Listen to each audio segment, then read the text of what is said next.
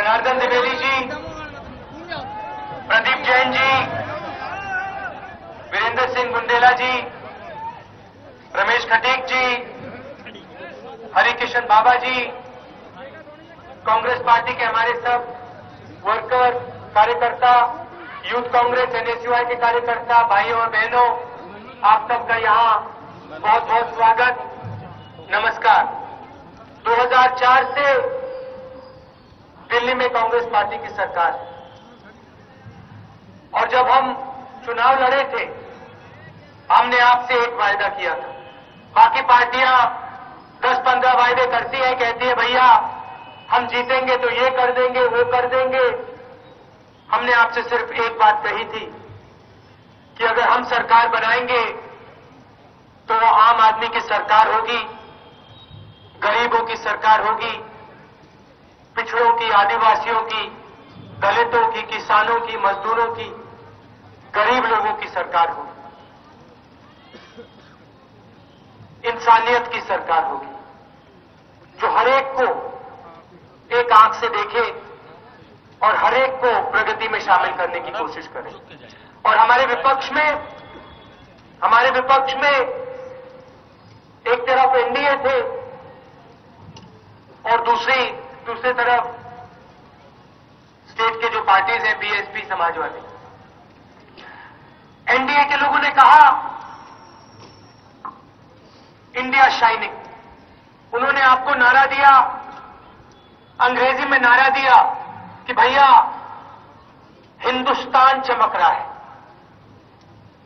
वो आपके घरों में नहीं आए, बुंदेलखंड नहीं आए।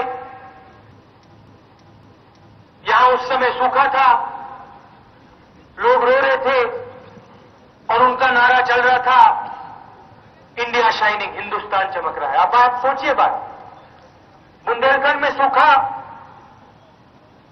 और ये लोग नारा चला रहे थे इंडिया शाइनिंग, हिंदुस्तान चमक रहा है। अगर ये अपने घरों से निकले होते, आपके घरों में गए होते, आपसे बातचीत कर दी होती, तो ऐसे नारे से उनको शर्म आती।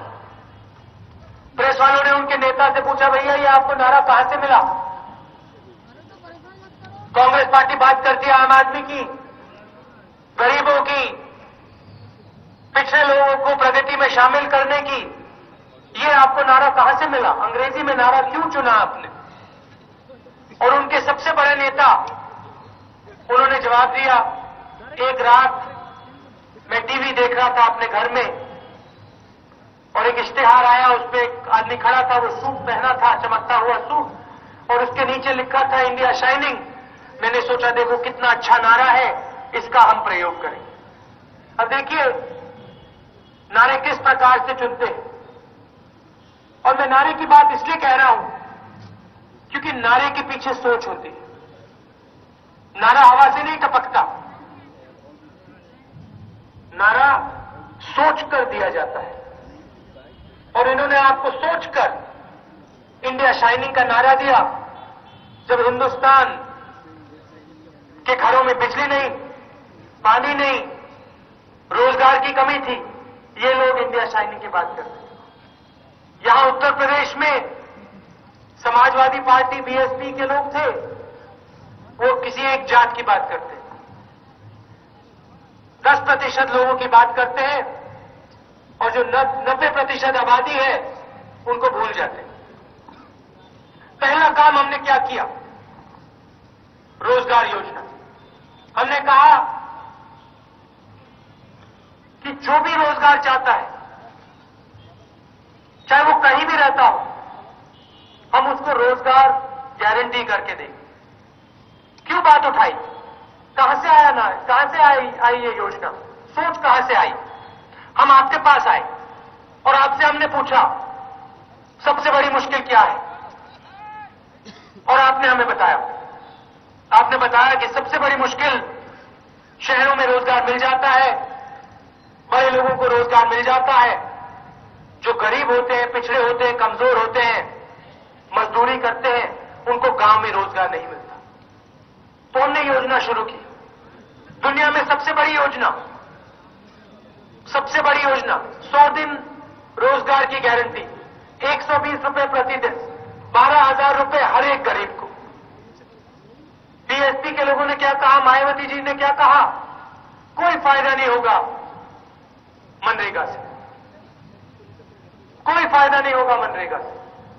जाइए आंध्रा जाइए, महाराष्ट्र जाइए, दिल्ली हरियाणा जाइए, आसाम जाइए, जहां भी हमारी सरकारें चलती, छोटे से छोटे गांव में चले जाइए, किसी दलित भाई से पूछिए, आदिवासियों से पूछिए, पिछड़े लोगों से पूछिए, भैया मनरेगा से कोई फायदा मिला? और आपको कहेंगे, 3 बातें कहेंगे। पहली बार गांव में रोजगार पहुंचा, दूसरी बात इज्जत मिली, और पहली बार ऐसा लगा कि सरकार ने हमारा हाथ पकड़ा। और आपकी मुख्यमंत्री यहां कहती है कि भाई मनरेगा से कोई फायदा नहीं होता। बुंदेलखंड में सूखा पड़ा, आप जानते हो, आपसे बेहतर कोई नहीं जानता। पानी नहीं था, रोजगार नहीं था, पलायन हो रही थी। हम यहां आए, ऐसे स्टेट से मैंने कहा, मायावती जी से कहा कि मायावती जी, आप उत्तर प्रदेश की चीफ मिनिस्टर हैं, क्यों ना आप अपनी आंखों से जाके बुंदेलखंड को देखें। मैं विपक्ष का नेता हूं, मगर मैं यूपी का भी एक युवा हूं, और मैंने उनसे कहा, दिल से कहा कि देखिए, आप अपनी आंखों से जाके देखिए क्या हो रहा है बुंदेलखंड। एक बार नहीं आई वो, एक बार नहीं आई। मनरेगा की बात करते हैं, पिछड़ेपन की बात करते हैं, आपकी चीफ मिनिस्टर यहां नहीं आई।